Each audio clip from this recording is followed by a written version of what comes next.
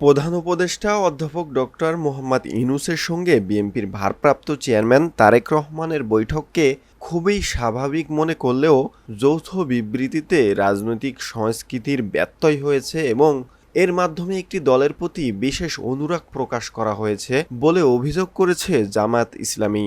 জামায়াতের আমির ডক্টর শফিকুর রহমান বলেন, প্রধান উপদেষ্টা বিগত ৬ জুন জাতির উদ্দেশ্যে প্রদত্ত ভাষণে ২০২৬ সালের এপ্রিলের প্রথম অর্ধে জাতীয় সংসদ নির্বাচনের রোডম্যাপ ঘোষণা করেন। তার এই ঘোষণার পর লন্ডন সফরকালে একটি রাজনৈতিক দলের সঙ্গে বৈঠক শেষে বিদেশে যৌথ প্রেস ব্রিফিং এবং বৈঠকের বিষয় সম্পর্কে যৌথ বিবৃতি প্রদান করা বাংলাদেশের রাজনৈতিক সংস্কৃতির ব্যত্যয় বলে আমরা মনে করি।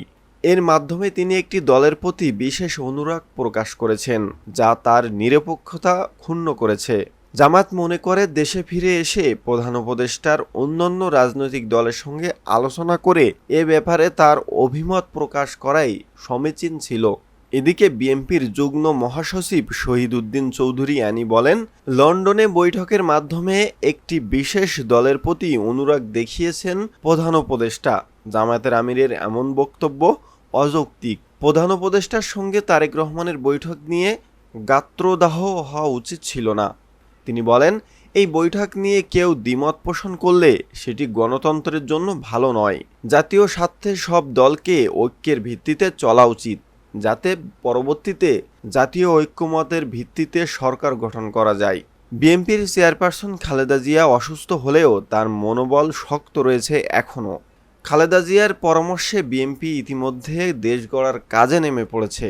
এদিকে বিএনপি সিনিয়র যুগ্ম মহাসচিব অ্যাডভোকেট রুহুল কবির রিজভী বলেছেন, লন্ডনে প্রধান উপদেষ্টা ডক্টর মোহাম্মদ ইউনূস এবং বিএনপির ভারপ্রাপ্ত চেয়ারম্যান তারেক রহমান এই বৈঠককে কেন জানি মনে হয়েছে অনেকের মনে জ্বালা ধরিয়েছে। অনেকে এটা মেনে নিতে পারছেন না। কেন এই জ্বালা ভাই আপনাদের উদ্দেশ্য কি? জামায়াতকে উদ্দেশ্য করে রিজভী বলেছেন, আজকে আমাদের কিছু রাজনৈতিক বন্ধু উষ্মা প্রকাশ করেছেন। লন্ডনের বৈঠককে তারা বলছেন নিরপেক্ষতা ক্ষুণ্ণ হবে।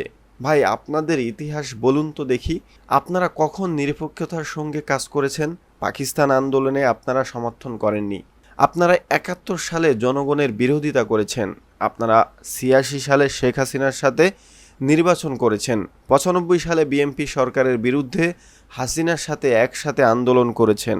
আপনারা এবার ৫ আগস্টের পর বলছেন আওয়ামী লীগকে মাফ করে দেব, ভারতের সাথে সম্পর্ক বৃদ্ধি করব। তাহলে আপনাদের রাজনীতিটা কিসের রাজনীতি?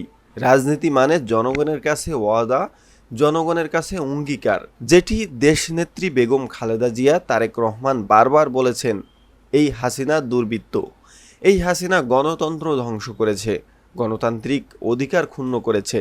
মানুষের কথা বলতে গেলে তার ঠিকানা হয়েছে আয়নাঘরে, তার ঠিকানা হয়েছে পুলিশের অত্যাচার, র্যাবের অত্যাচার, আর তার বিরুদ্ধে শত শত মামলা, যার স্থায়ী ঠিকানা হয়েছে কারাগারে।